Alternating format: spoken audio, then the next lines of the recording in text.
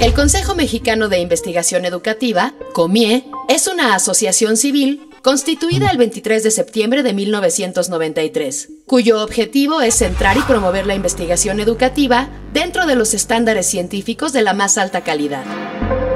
Sus principales acciones son los Congresos Nacionales de Investigación Educativa, el Encuentro Nacional de Estudiantes de Posgrado en Educación y la Revista Mexicana de Investigación Educativa. Por consiguiente, la investigación educativa abarca muchos temas y es eminentemente interdisciplinaria. Por ello, en este programa queremos concentrarnos en la investigación sobre nuestro sistema educativo. Aún limitándonos a ello, la producción académica es enorme. A grandes pinceladas, podemos distinguir entre estudios micro y macro, es decir, entre estudios que se enfocan, por ejemplo, en una experiencia innovadora realizada en una escuela y los que optan por analizar el sistema educativo en su conjunto o en relación con el desarrollo económico, el bienestar social o la desigualdad. Otra distinción es la que existe entre quienes se interesan por estudiar un actor social del ámbito educativo, por ejemplo, los maestros, los sindicatos, los supervisores y los académicos, así como los que analizan los procesos como la evaluación, el aprendizaje o la deserción escolar. Además, es muy importante distinguir la investigación educativa de corte académico de otro tipo de conocimientos que se generan en la práctica y que también tienen un valor. Estos se difunden por otros canales como registros de experiencias docentes, reportes escolares internos, etc.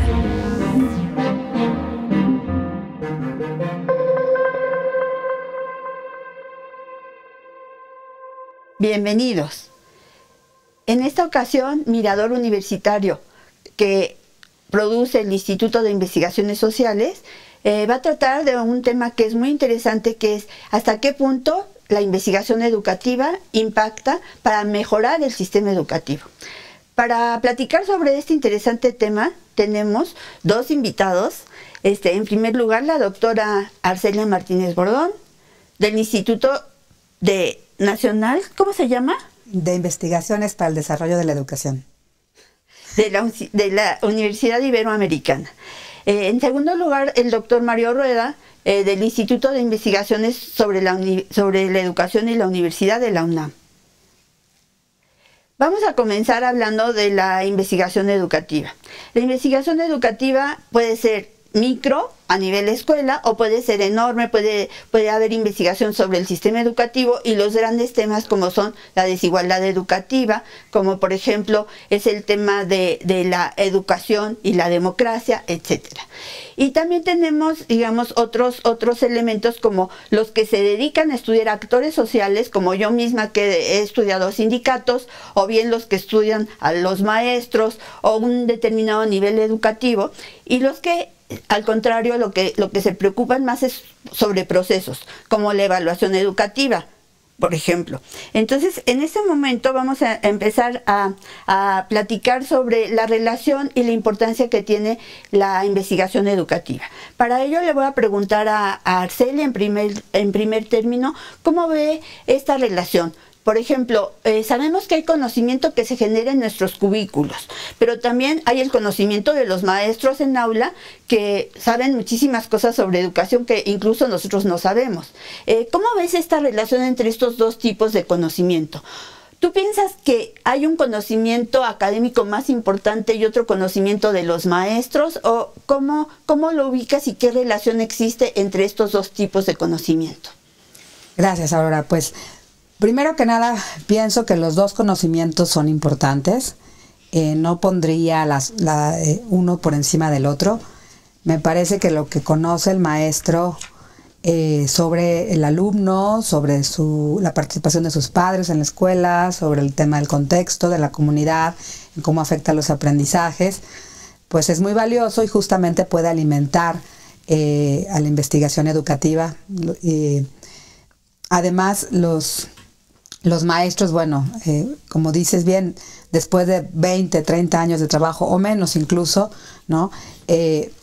Pueden tener soluciones que evidentemente desde un cubículo de un investigador educativo a menos que no hayamos hecho que hayamos hecho un trabajo de campo profundo, que hayamos hablado con docentes, con otros, con funcionarios, con supervisores, con docentes, pues no lo tendríamos como fresco, ¿no? Ahora, ¿cuál es la ventaja de pronto del investigador educativo? Pues esta capacidad para ir de un lado al otro y recoger esas voces, ¿no? Sí, y entonces articular la visión de los problemas de la escuela desde el actor que lo vive en la cotidianidad hasta otros actores que están encargados de dirigir procesos de cambio, ¿no? Un director, un supervisor y autoridades que son los que operan luego los programas públicos, ¿no? Con recursos públicos. Entonces, me parece que las dos visiones son importantes. No es que una sea mejor que otra, se complementan, ¿no? Sí, yo también pienso lo mismo. Oye, Mario, ¿tú cómo ves, cuál sería la característica de los investigadores educativos? Bueno, digamos que a mí me parece fundamental empezar diciendo que el interés por lo que pasa en educación en general ha sido tema de diferentes disciplinas, psicología, sociología, antropología, y digamos que ahí es el germen para ir construyendo una nueva disciplina de acuerdo con lo que yo pienso, que es la investigación educativa. Entonces hay una, digamos, una afluencia del conocimiento que se produce, en unos casos para tener un mejor conocimiento sobre los hechos, sobre las acciones, en otro caso para poder orientar la acción y orientar a los actores que intervienen en esos procesos, ¿no? Y también para todo un trabajo de lo que sería ese conocimiento, cómo lo haces, cómo lo compartes con públicos muy, muy diversos, ¿no? Sí, es cierto. Entonces yo creo que parte de la dificultad en la comunicación, incluso entre los propios investigadores, es que pueden compartir o no ciertas maneras de producir ese conocimiento. Sí. Entonces, para unos puede ser fundamental hacerlo de cierta manera y para otros de otra, ¿no? Sí. Y es en ese diálogo donde efectivamente el intercambio se puede ir haciendo para que al final todos ganemos en términos del conocimiento que tengamos de lo que es la educación en general. Sí. O sea que por una parte es interdisciplinario, hay psicólogos, sociólogos, politólogos, aparte también hay puntos de vista distintos desde la cuestión política, ¿no? Por eso siempre tenemos debates y demás. Y aparte, como tú dices, hay quienes les gusta más la difusión, les gusta más escribir libros muy sesudos, o en fin, o sea, hay distintas formas de cumplir todos también nuestros deberes con nuestras instituciones, ¿no? Bueno, vamos a pasar ahora a ver unas entrevistas.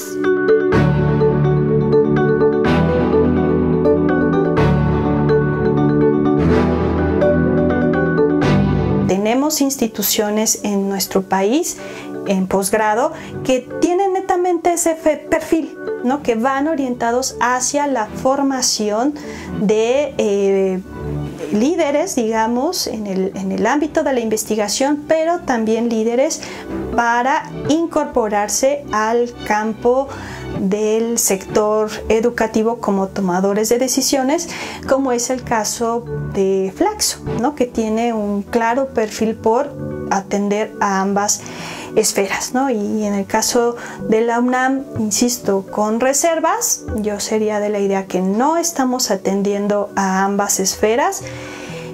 Sin embargo, pues tenemos también casos de estudiantes de posgrado que se incorporan ya con cierta trayectoria en el sector educativo y que llegan a la universidad justo para formarse en el campo de la investigación.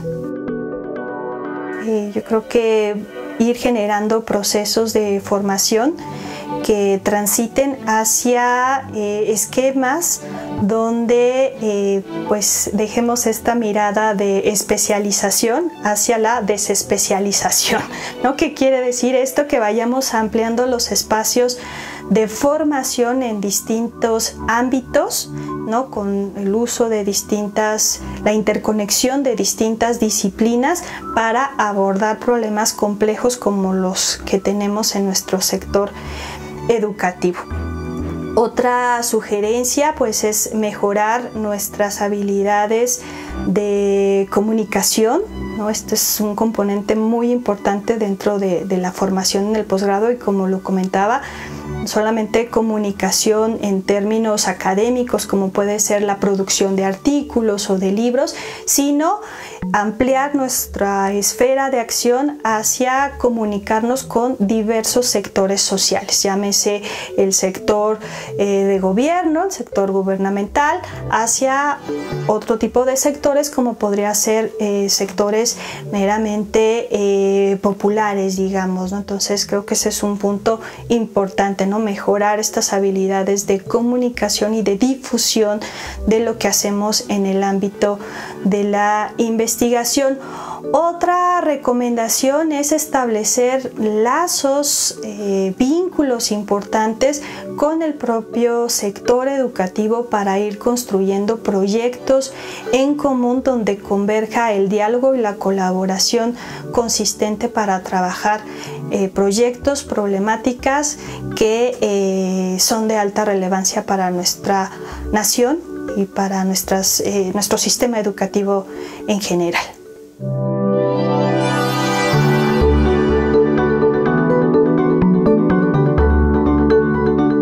Oye, Mario, ¿tú qué piensas? ¿Que es válido que uno de nuestros colegas se vaya de funcionario? ¿O piensas que el ser funcionario y ser investigador es completamente distinto y que al irse de funcionario está traicionando su vocación? Bueno, yo creo que ya históricamente hemos tenido casos tanto de colegas que han tenido cargos dentro del sistema educativo importantes y que se les reconoce como personas que han contribuido a la investigación educativa.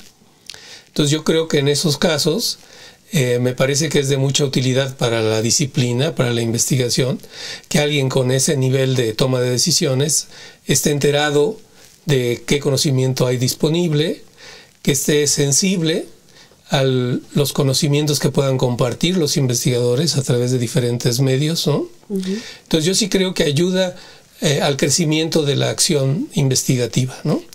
Ahora, creo que estar de funcionario te lleva a tener otro tipo de exigencias, manejar otro tipo de tiempos y también, digamos, claramente a la subordinación de lo social o lo político en la toma de decisiones, ¿no?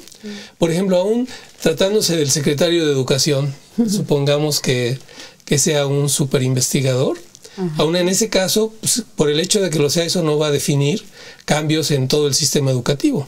Esto habla de que es mucho más complejo lo que es el funcionamiento del sistema y los distintos niveles que hay involucrados, tanto en la toma de decisiones como después en el seguimiento de lo que pasa, ¿no?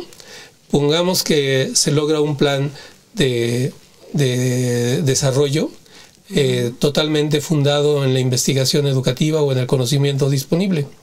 Bueno, ese es un primer momento, pero eso cómo llega a funcionar, pues estamos planteando de otros problemas. Por ejemplo, cómo se van a enterar los directivos, los maestros, los mismos estudiantes, los padres de familia, de que ha habido un cambio, por ejemplo, ¿no?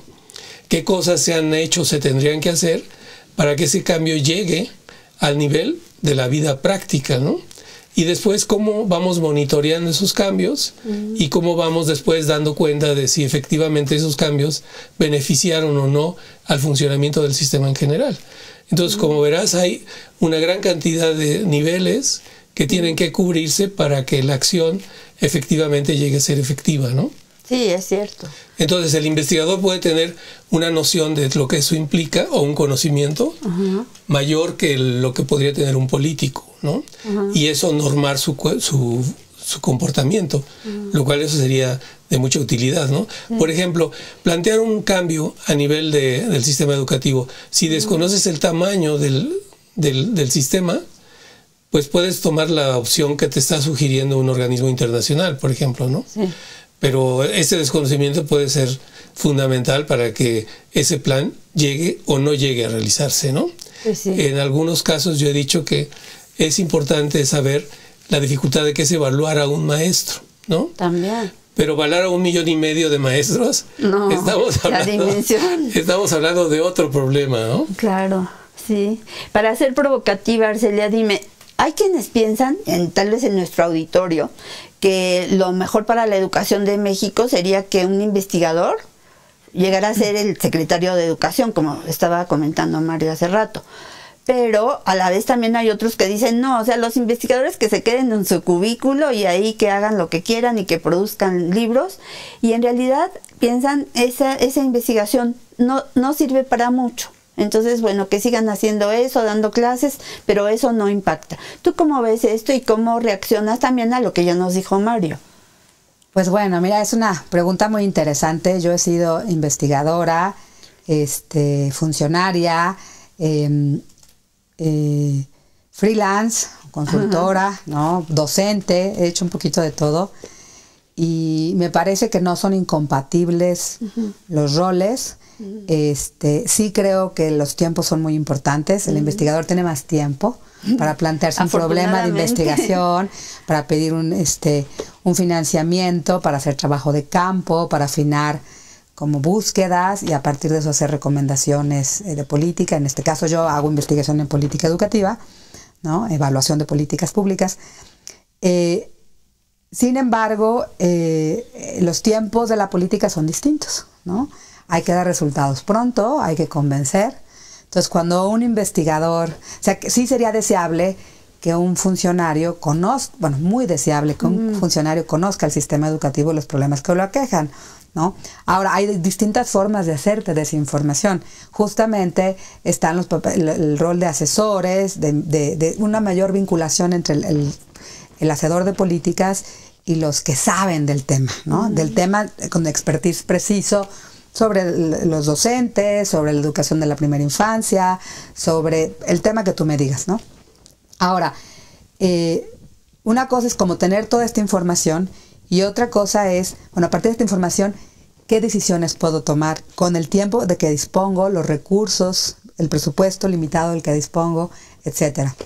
Entonces, creo que cuando un investigador se vuelve funcionario, opera como en la realidad, ¿no? O sea, esta es la realidad, tengo que ponerme de acuerdo, tengo que tomar decisiones y preferentemente tomando en cuenta distintos puntos de vista. Creo que el investigador nos hace eso, como sensibles a los distintos puntos de vista de un maestro, de un supervisor, de un director, de un funcionario, que le llamamos a nivel de la calle, un burócrata implementador que opera cosas en el ámbito local, versus el que diseña la política desde un escritorio con directrices de organismos internacionales, con acceso a investigación educativa, etcétera. Entonces, ¿qué creo? Que cuando un investigador se vuelve funcionario, pues opera con la realidad, ¿no? Entonces bien o mal, opera con la realidad. Cuando un funcionario se vuelve investigador, también puede aportar cosas valiosas, ¿no? Sí. Porque justamente es, bueno, esta parte es deseable. Yo creo que los investigadores ponen el mundo de lo deseable, ¿no? Ajá, claro. Pero los políticos, sobre todo los funcionarios, en el mundo de lo posible, ¿no? Estas son las restricciones con las que operamos en la realidad. Exacto. Por supuesto que de pronto hay una falta de consensos, porque hay entre investigador y funcionario, porque tienen valores distintos, ¿no? Valores, creencias, supuestos distintos de cómo funciona el mundo. Un investigador te va a poner la pauta del mundo deseable, de lo que realmente, a dónde desearíamos arribar. Y el funcionario te va a decir, bueno, ese mundo deseable que tú planteas, por supuesto que es deseable también para mí, pero en el corto plazo, esto es lo que puedo hacer con este presupuesto, ¿no? De forma aislada, porque a veces no tengo las herramientas para trabajar con otros, aunque el investigador te diría, ¿quiere resolver el problema de la atención educativa a niños indígenas o a niños jornaleros agrícolas migrantes? Bueno, tendrían que trabajar estas instancias, el CONAFE, la Dirección de Educación Indígena, el INEA, que también atiende a niños migrantes, ¿no? Juntos, ¿no? Y trabajar de pronto con presupuestos juntos, sentarse a la mesa a dialogar, ¿no? Y en la vida real a veces no ocurre eso, ¿no? Es cierto. A mí me gustaría agregar que digamos que hay como una perspectiva que compromete, por ejemplo, la acción de investigar, que produce conocimiento sistemático, está como más comprometida con la verdad, con la búsqueda de la verdad.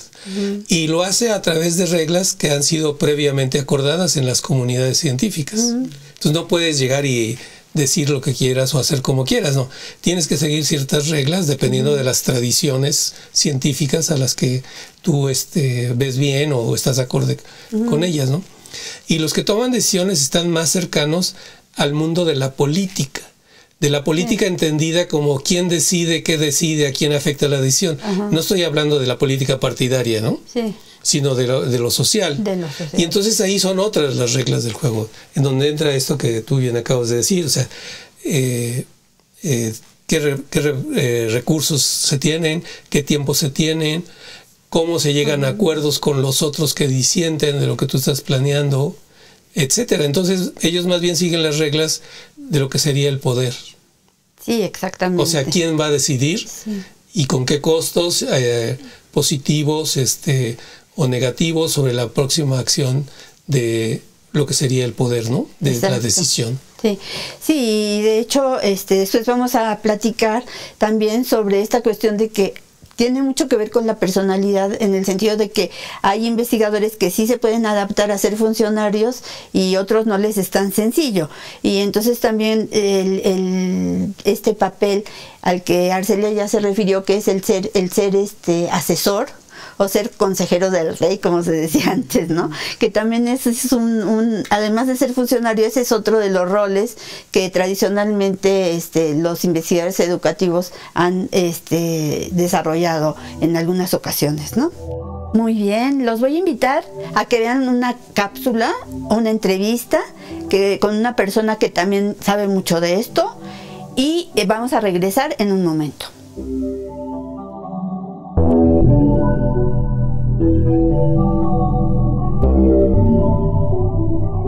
Más que problemas, lo que plantea un cambio en el tipo de trabajo que uno realiza es que el ritmo de trabajo, el contenido, el tipo de productos que te demanda uno y otro son distintos. En cada uno de esos dos ámbitos existen prácticas, vamos a hablar de esa manera, y estas prácticas determinan que los documentos tienen cierta extensión, tienen cierta estructura.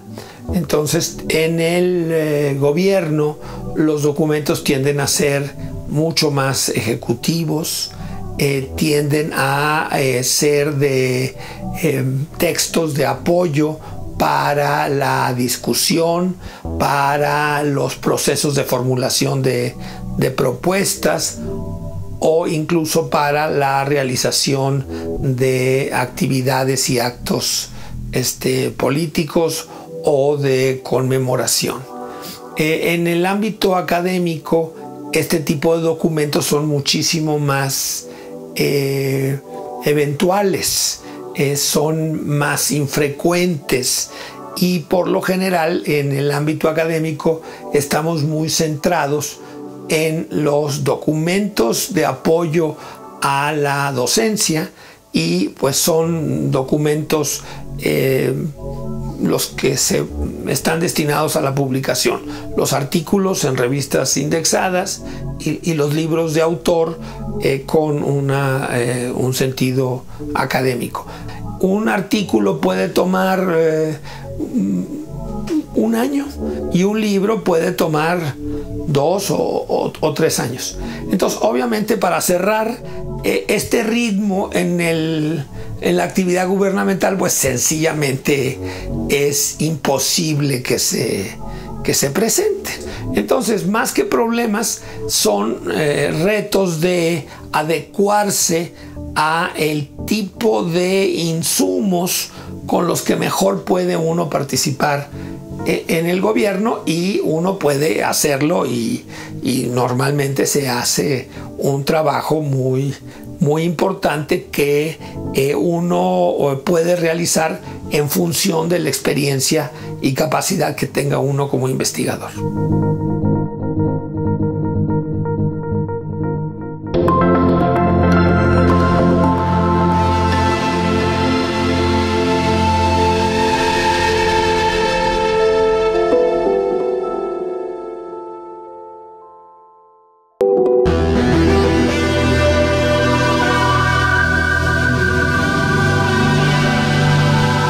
experiencia que yo he tenido de trabajar con el gobierno federal y dentro del gobierno federal justamente se surgió a raíz de mi condición y mi producción como investigador, y se solicitó mi participación en función de los resultados que yo tenía de mi trabajo como investigador. Como ejemplo de ello, pues son 2 proyectos en los que yo participé. El primero, que fue elaborar el informe que las autoridades mexicanas produjeron para una tarea de evaluación de las políticas nacionales de educación superior y media superior, conjuntamente con la Organización para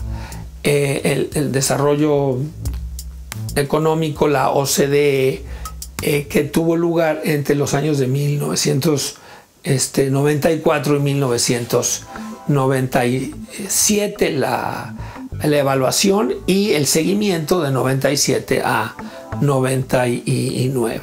Y un segundo proyecto fue un proyecto piloto denominado Formación Pertinente, que tuvo lugar entre el año de 1999 y el año de 2002, como seguimiento de una generación a lo largo de todo el bachillerato, y que duró hasta 2008, en que se publican los resultados. En ambos casos, esos proyectos se publicaron los resultados.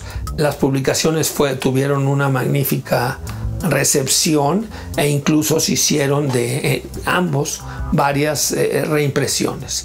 Entonces creo yo que vienen a ejemplificar estas 2 experiencias muy personales, pero que fueron oficiales y formales, de la manera en que la investigación y el trabajo en las dependencias del gobierno federal puede colaborar, integrarse e incluso formular propuestas, llevarlas a cabo, darle seguimiento y publicar sus resultados.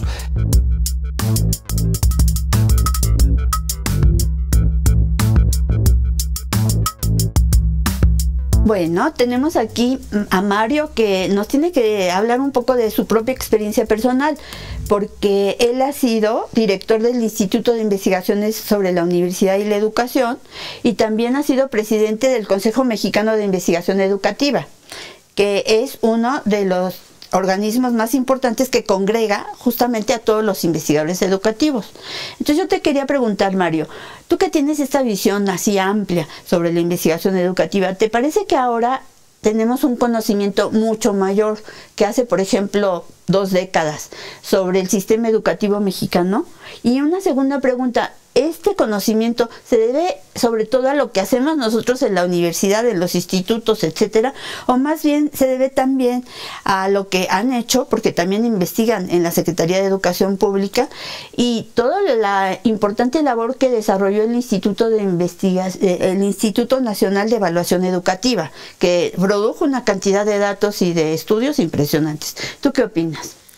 Bueno, yo creo que esta pregunta tiene que contextualizarse en el sentido del desarrollo de la investigación educativa como disciplina. Como te decía hace rato, inicialmente surge en las disciplinas concretas, ¿no? Como personas dedicadas a la educación desde la psicología o desde la antropología, etcétera. Entonces hay un momento en que esto aparece que ya como una disciplina propia, en donde la investigación educativa, y digamos representada por el Consejo Mexicano de Investigación Educativa, hay todo un esfuerzo, y yo creo que este es múltiple. La misma Secretaría de Educación Pública empieza a pagar estudios muy formales sobre asuntos que le interesaban desde, no sé, desde matrícula, reprobación, etcétera, ¿no? Y esto favoreció la creación de otros organismos que empezaron a aglutinarse para responder a esas solicitudes. Estoy pensando ahorita en el Centro de Estudios Educativos, por ejemplo, que es una pionera, ¿no? Y después se empiezan a aglomerar en las universidades estos académicos interesados en lo educativo y se ubican en dependencias tan distintas como puede ser una escuela o facultad o un instituto, como es el caso del Instituto de Investigaciones Sociales, o ahora ya como el ISUE, que es un instituto en donde se aglutinan un número importante de académicos, todos haciendo investigación educativa. Entonces quiere decir que la presencia de esta disciplina ha estado en función de acciones muy concretas desde diferentes líneas o desde diferentes lugares. En algunos casos, por ejemplo, la misma Secretaría de Educación Pública ha fortalecido centros o organismos para justamente hacerse la información que requiere para tomar decisiones, ¿no? Ahora, lo que se produce en otros lugares, como estos centros que acabo de mencionar, pues también ha ido teniendo salida esa información a partir de múltiples recursos, ¿no? O sea, revistas, libros, todos estos son productos que dan información sobre lo educativo. Por ejemplo, el Consejo Mexicano de Investigación Educativa tiene ya una práctica que es dar cuenta de lo que se hace en investigación, con lo que llama estados del conocimiento. Entonces hay, por ejemplo, en un primer momento, hace ya 3 décadas, surgen 9 libros que dan cuenta de una gran cantidad de temas que se estaban investigando. En otros 2 periodos de 10 años, pues se ha dado cuenta y ahí todas pues una gran cantidad de temas que uno ni se imagina que existían, pero que con esta iniciativa se ha logrado como ir consolidando, ir por lo menos teniendo una memoria disponible para todos aquellos que quieren, por ejemplo, iniciar la investigación o que participan en programas de investigación de formación, pues tienen de dónde partir, es decir, qué se ha hecho en México y cómo se ha hecho y desde dónde se ha hecho. Entonces, esta información pues está disponible. Obviamente yo creo que sí ha sido usada, incluso por muchas personas que están encargadas de tomar decisiones políticas o de desarrollar programas, claro que acuden a esta información, ¿no? Sí. Y acuden, ¿por qué? Pues porque es lo que está disponible. Entonces aquí hay como de repente hasta la posibilidad de contrastar cuál es la información oficial, por ejemplo, la que aparece en los informes del presidente, por ejemplo, cada año o cada 6 años, ¿no? Se contrasta con la producida en otros centros de investigación, como para ver si coinciden o no coinciden, en qué medida coinciden. Y a veces hay hasta actividades colaborativas para poner, digamos, en común cuáles son la información como más precisa, ¿no? De cosas tan complejas o tan sencillas como puede ser cuántos alumnos hay o cuántas escuelas hay, pues ¿no? Sí. Uno diría, no es posible, esto sí se sabe. Pues no se sabe a ciencia cierta. Yo recuerdo hace, no sé, 20, 30 años, un programa especial de la Secretaría de Educación Pública era hacer un banco de información que diera cuenta de que Pedro Salazar, que estaba en la secundaria 3 de Coahuila, cambió a la Benito Juárez de Tlalpan, ¿no? Y que podamos decir que es el mismo alumno. No, a esas alturas, y yo creo que todavía ahora, no podemos saber. Y peor aún, por ejemplo, o más grave aún, diría yo, es cuando se trata de maestros. ¿Qué maestro está en qué grupo, en qué escuela? Sí, ¿no? Y si hay un cambio, ¿en qué momento se da cosa que es como información básica. Básica, y que todavía ahora, por ejemplo, todavía en el sexenio pasado, se planteaba como un programa especial de hacer un banco de información. Lo cual quiere decir, digo, no es un problema técnico, por supuesto, ¿no? Es decir, hay maneras y recursos que tenemos ahora para dar cuenta de eso. Digo, tú compras un billete de avión en cualquier parte de la República o fuera de la República y eso se contabiliza y se ubica y todo. Sí. No hay ningún problema. Aquí no ha podido hacerse. Y obviamente no es por la parte técnica, sino por la parte política, ¿no? Sí. Es decir, que no conviene que se sepa quién está en qué parte, ¿no?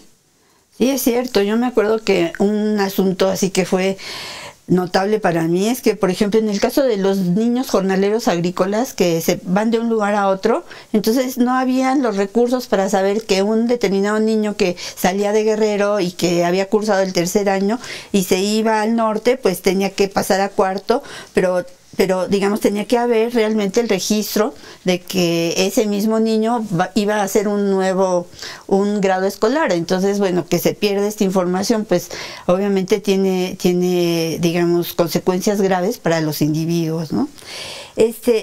Arcelia, yo además de que rebatas a lo que ha dicho Mario. Te quería preguntar, tú has sido directora en el Instituto Nacional de Evaluación Educativa y has visto también ahí, digamos, que no todos los temas que se cultivan en la academia son igualmente importantes. Por ejemplo, en el instituto, en el ISUE, hay, digamos, investigaciones muy valiosas sobre historia de la educación, ¿no? Del siglo XVIII, etcétera. Entonces, esas son investigaciones muy importantes, pero para lo que estamos hablando, pues realmente no representan, digamos, un interés grande, ¿no? Entonces, desde tu punto de vista, ¿cuáles son los temas que verdaderamente son más importantes para los funcionarios en términos de el tema que tú has cultivado más, que es la política educativa? Bueno, sin duda, un sexenio no alcanza para resolver los problemas educativos del país, ¿no?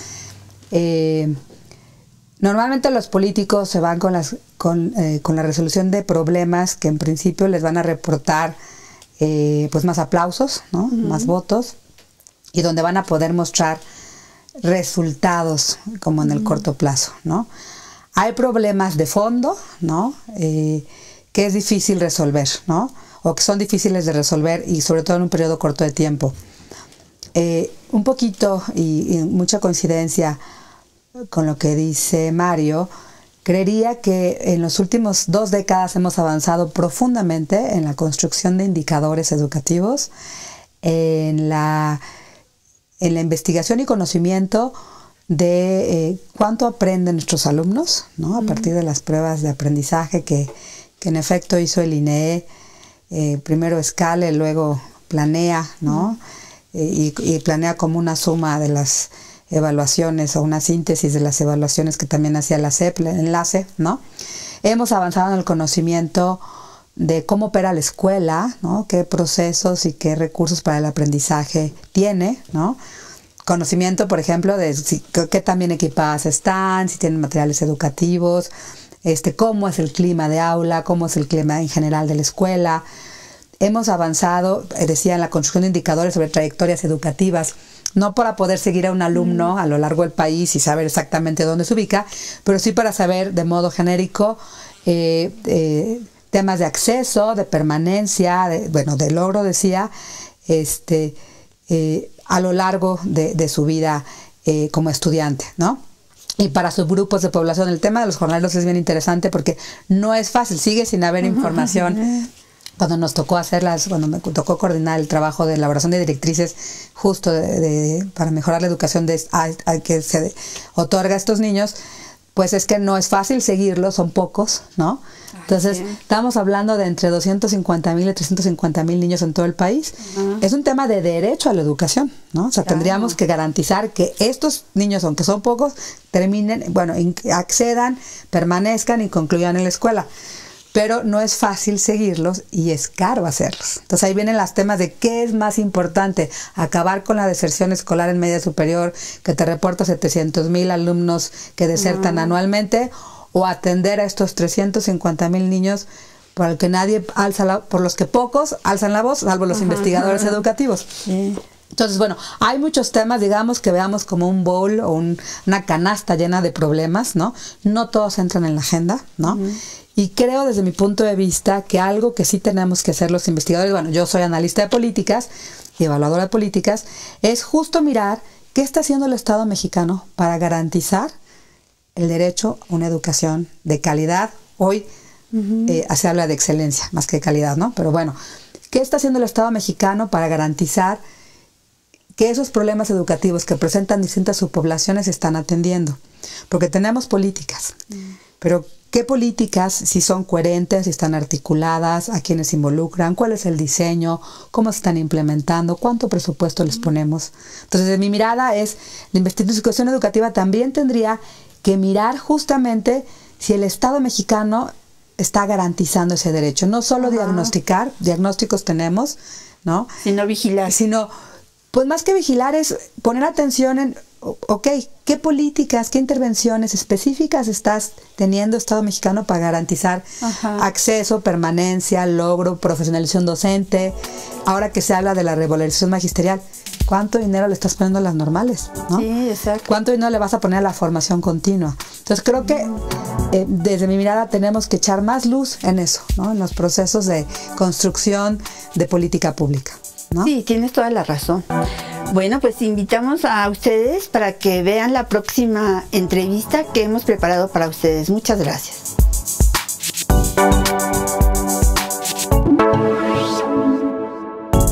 Pues bueno, es una pregunta que no tiene una respuesta única, ¿no? Yo creo que es una relación de ambigüedad hasta cierto punto, ¿no? Sí que hay un interés por la investigación, por los resultados que se tienen y cómo se pueden incorporar en el trazado de políticas, de programas educativos, pero siempre con reserva, ¿no? O sea, sí hay un respeto, sí hay un reconocimiento, pero con reserva, ¿no? de la información que se pueda brindar, ¿no? al respecto.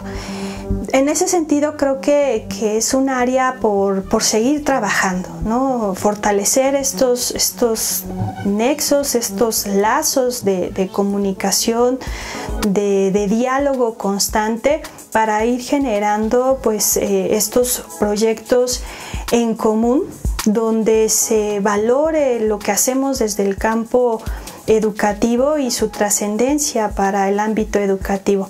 Ahí quisiera solamente agregar que tampoco estamos en un escenario donde si aplicamos la investigación educativa se van a resolver los problemas, ¿no? Yo creo que es falso, ¿no? Tener esa aseveración, pensar que hay una relación lineal entre investigación y mejora de las problemáticas que tenemos en materia educativa. Creo que sería algo que no es cierto, ¿no? No es algo que podamos comprobar o que podamos afirmar tajantemente.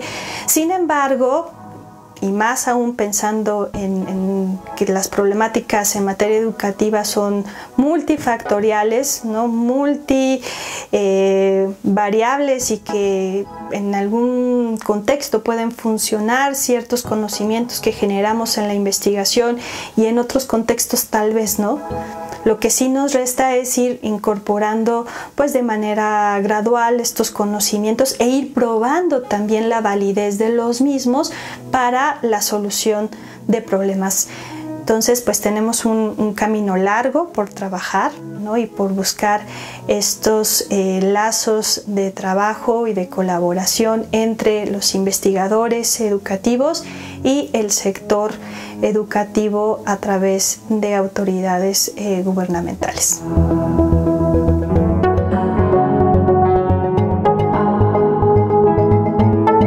Muchas gracias por estar con nosotros de nuevo.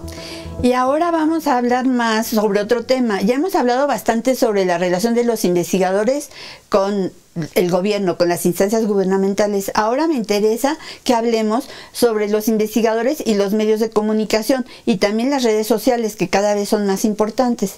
Entonces, para eso me gustaría retomar un poco la memoria de un gran maestro nuestro, Pablo Latapí, que fue pionero en eso. Él empezó a escribir en Proceso de una manera continua, haciendo muy buenos comentarios y críticas a los secretarios de educación de su época. Y además de eso, como que él pensaba que este era un asunto realmente importante, y hacia el final de su vida no nada más siguió reflexionando sobre eso, sino escribió un libro que se llamó La SEP por dentro, en que también retomaba su relación con algunos secretarios de educación de los cuales fue asesor. Entonces, bueno, una pregunta, Mario. ¿Cómo ves tú esta relación de los investigadores con los medios de comunicación? Estamos ahora en la televisión, tenemos muchos colegas que se vuelven big stars, de la televisión, del radio, etcétera. ¿Tú crees que esto es muy importante o que es algo como adyacente, de segundo orden?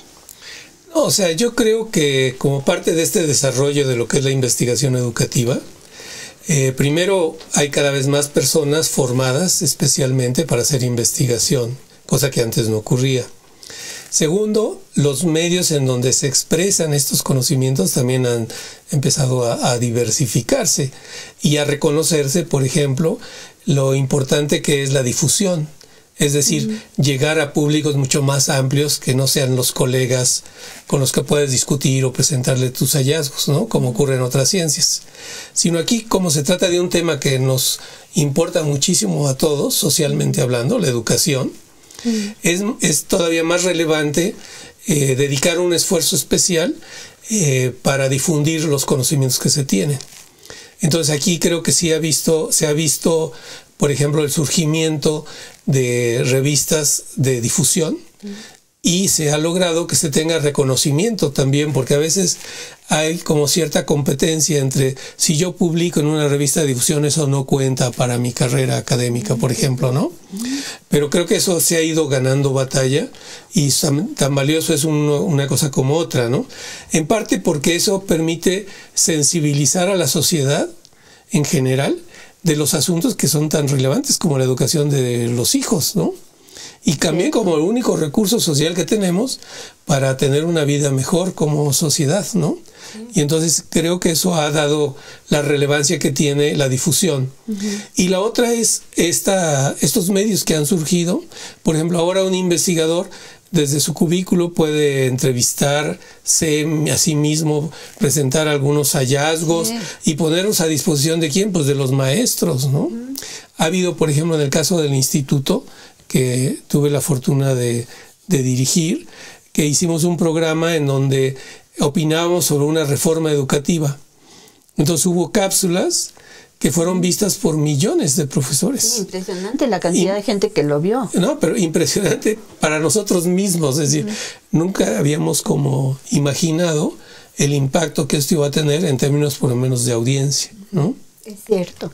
Entonces, como ese ejemplo que doy, pues cada vez ha habido más y cada vez más el reconocimiento de la necesidad de hacerlo, y creo que eso tiene que ver también con la sensibilidad que se ha logrado, es decir, el tema educativo, que antes era poco frecuente que estuviera en los medios, ahora ha estado presentísimo, ¿no? Diría yo, hasta en exceso, ¿no? Sí, en exceso hay momentos en que es demasiado. Porque solamente se ha centrado en un tema, evaluar o no evaluar, o sea, por ejemplo, dice uno, no, o sea, espérate, el tema no es evaluar o no, sino quién evalúa, cómo evalúa, para qué evalúas, ¿no? Y qué consecuencias va a haber de la evaluación. Es decir, esto nos lleva, digamos, a un ejercicio intelectual que es el propio de la investigación educativa y que es ajeno a lo que es las posturas políticas, ¿no? O sea, aquí quiero imponer esto y luego dejando consecuencias importantes derivadas de la evaluación, ¿no? Pero es una acción política. Sí, ¿no? No se puede separar del todo, ¿verdad? Y entonces sí vemos que todas las dificultades que causó una postura así llevada, digamos, al extremo, ¿no? Exacto. ¿Tú cómo ves, Arcelia, lo que dice Mario? Respecto a me quiero quedar como con algunas ideas como para debatirlas aquí con ustedes, comentarlas. Me parece que tenemos los investigadores como distintos tipos de audiencias, ¿no? ¿A quién queremos llegar? O sea, preguntarnos primero a quién queremos llegar, ¿no? Y para qué queremos llegar a esas audiencias. Es muy distinto publicar en un journal especializado, ¿no? Arbitrado, etcétera, porque es parte de los requisitos del Sistema Nacional de Investigadores, ¿no? O sea, de parte de la producción académica, ¿no? Y hay audiencias muy especializadas con las que puedes tener un intercambio muy interesante, etcétera, sobre un tema específico que estás trabajando, la metodología, las conclusiones, la investigación que dices sobre el tema de evaluación educativa en Chile, en el país que tú me digas. Pero hay otras audiencias a las que queremos llegar y puede ser el público no tan especializado, pero el ciudadano de a pie, ¿no? Al que casi no llegamos, ¿no? Esa es la realidad, ¿no? O sea, los debates en Twitter son entre colegas, ¿no? Sí, casi. Casi que entre colegas y profesores se suman, ¿no? De un lado, del otro, dependiendo. Pero, por ejemplo, también está si queremos llegar a los tomadores de decisiones, ¿no? Entonces, creo que como investigador el punto es, en una de las preguntas que se hace rato decíamos que el investigador, hay como un espectro enorme de los investigadores y los fines que vemos en la investigación educativa. El que quiere producir conocimiento por el hecho de producir conocimiento y sumar a la producción de conocimiento, como el que quiere incidir. No todo el mundo queremos lo mismo. Exacto, ¿no? Sí. Y entonces ahí es un tema. Me parece que tenemos como la responsabilidad y ahora la posibilidad de acceder a distintos espacios, ¿no? O sea, en el Twitter podemos conversar con colegas, podemos ubicarnos nuestra postura dentro de una enorme diversidad de posturas, ¿no? En los congresos, pues podemos sumar a otros colegas, a nuestros alumnos, ¿no? A las discusiones, a ponernos al día en todos. En el diario, ¿no? En los periódicos, en otros espacios, podemos llegar a un público más amplio, no necesariamente especialista, ¿no? Entonces el punto es, creo que tendríamos que buscar siempre como distintos espacios, ¿no? Por ejemplo, si queremos incidir en políticas, pues también tenemos que hablar con los políticos, ¿no? Tenemos que, si ellos quieren hablar con nosotros. Pues a veces sí, ¿no? Buscar estos espacios en los espacios legislativos, ¿no? En los congresos. Bueno, ahí hay como muchas opciones, ¿no? Sí, tienes razón, hay que empezar a desarrollar otras habilidades, ¿no? Porque la cuestión de la difusión en todos estos niveles que ustedes han estado señalando, requiere habilidades distintas, ¿no? No es lo mismo escribir para una revista especializada que escribir para un periódico o participar como lo estamos haciendo ahora en la televisión, que esperemos que lo estemos haciendo muy bien.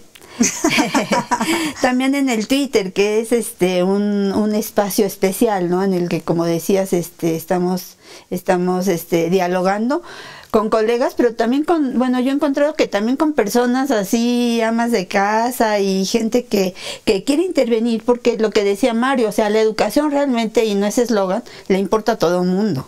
Entonces sí he encontrado que hay personas que les interesa muchísimo el tema educativo, y espero que ahorita nos estén viendo muchas personas de distintas profesiones, etcétera, que se interesan por la educación.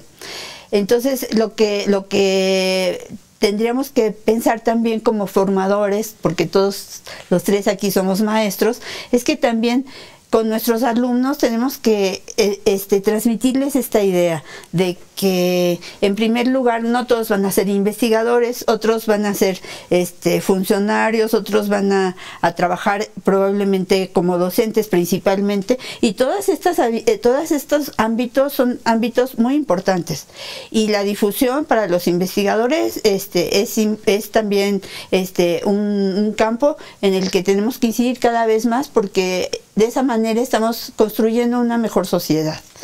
Me parece que en ese sentido este programa ha sido muy interesante, y espero que muy pronto tengamos las reacciones del público. Yo también les comento que tanto Arcelia como yo tuiteamos y estamos esperando convencer a Mario de que haga lo propio, porque realmente las redes sociales se han convertido en un espacio interesante para interactuar, ¿no?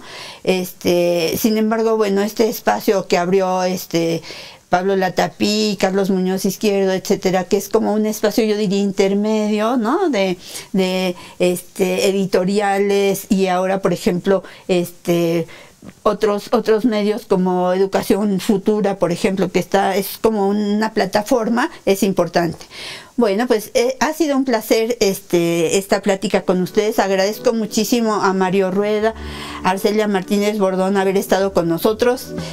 Arcelia especialmente porque viene desde la Universidad Iberoamericana, y a ustedes también por seguir este programa. Muchas gracias. Muchas gracias. Muchas gracias.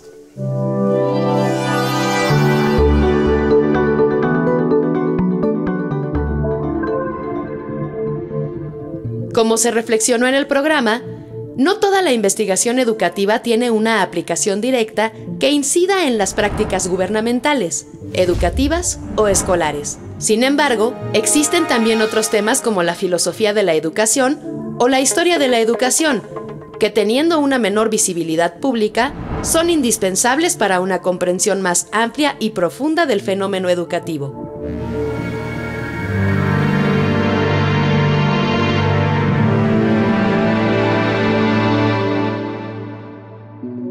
Por otra parte, entre los temas que se vinculan de manera más cercana a una aplicación práctica, se pueden señalar los que se refieren al currículum, a la evaluación y en general a las políticas educativas.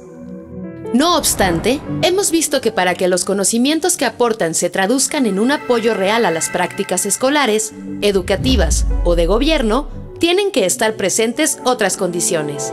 Posiblemente, la más importante sea el reconocimiento mutuo de los actores involucrados, como lo son investigadores, funcionarios y difusores, puesto que tienen que estar en la disposición de construir puentes de entendimiento a partir de sus diferencias.